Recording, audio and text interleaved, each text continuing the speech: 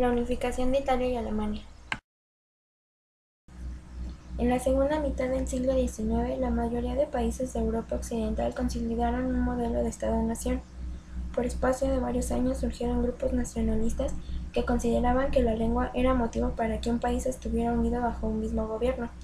La competencia entre las grandes potencias por formar un imperio colonial condujo a Italia y Alemania a buscar la unificación con el objetivo de consolidar un Estado fuerte. En 1815, tras el Congreso de Viena, Italia quedó dividida en 8 países: Reino de Piamonte, Cerdeña, Lombardía, Veneto, los ducados, estados pontificios y Reino de las Dos Sicilias. Destacó la influencia austriaca que se extendía por el norte y sur de Italia. La unificación vino de la mano del Reino de Piamonte. Se dividió en etapas: Piamonte y Cerdeña a principios de 1815, tras la Guerra de Crimea. Napoleón III cede Lombardía. 1860 en Parma, Modena y Romaña se producen movimientos nacionalistas y se incorporan a Piamonte. Napoleón reconoció las anexiones y creó el Reino de Alta Italia. 1861 incorporación de Toscana mediante referéndum. El estallido de sublevaciones campesinas en Sicilia será aprovechado por Garibaldi, quien dirigió desde Génova una expedición que se hará con la isla y después con Nápoles. El Reino de las Dos Sicilias se integró a Piamonte. En ese mismo año Víctor Manuel es proclamado rey de Italia. El nuevo reino fue reconocido por las nuevas potencias. La incorporación de Veneto fue la causa de guerra entre Prusia y Austria de 1866. Italia se alió a Prusia, aunque los italianos fueron derrotados. Prusia ganó la guerra y Austria cedió Venecia a Italia en la Paz de Viena. En 1870 se anexó Roma y se proclamó capital del Estado. El Papa no reconoció esta última anexión, iniciándose así un conflicto entre la Nueva Italia y el Vaticano que se resolvió hasta el siglo XX. Primeramente hablaremos de la unificación de Alemania. El Estado alemán prusiano tuvo un importante desarrollo industrial a partir de 1815 y enfrentó las crisis ideológicas y los movimientos revolucionarios que se extendieron por Europa entre 1830 y 1848. La unificación se logró gracias a las guerras napoleónicas impulsoras del nacionalismo y a la habilidad de Otto von Bismarck, canciller de Prusia. En Prusia, Guillermo I estaba decidido a no permitir que ni Austria ni Francia devastaran las ambiciones prusianas.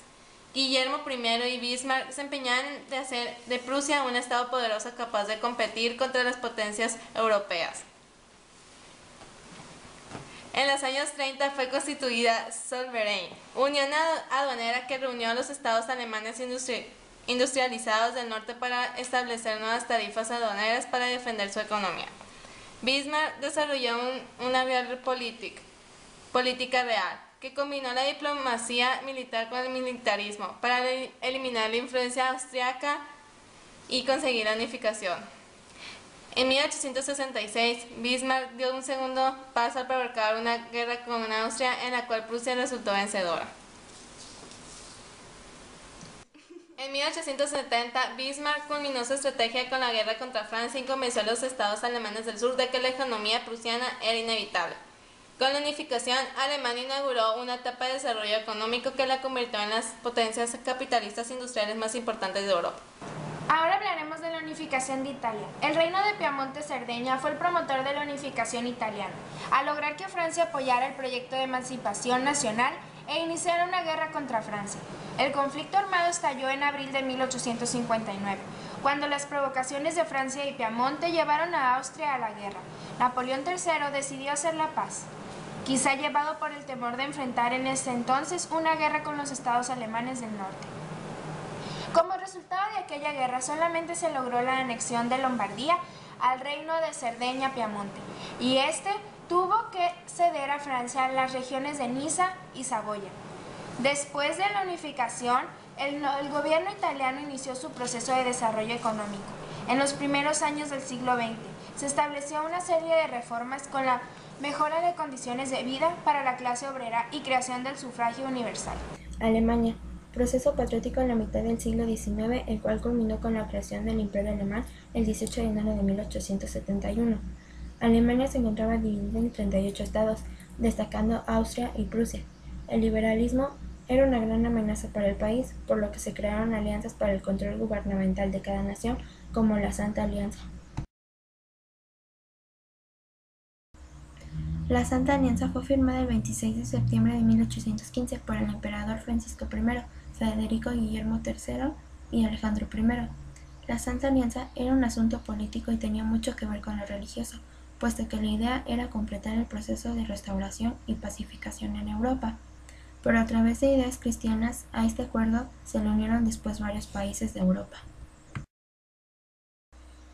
En 1848 y 1849, los alemanes se interesaron en Prusia para que dirigiera la unificación alemana.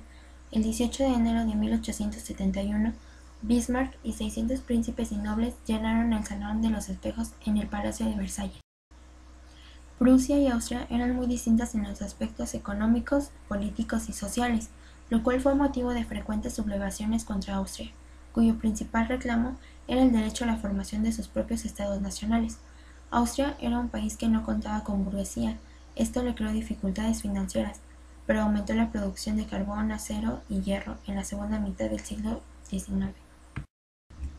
Los medios de comunicación de Prusia permitieron la formación de un activo mercado, pero también tuvo consecuencias como la consolidación de una burguesía industrial aliada a los terratenientes.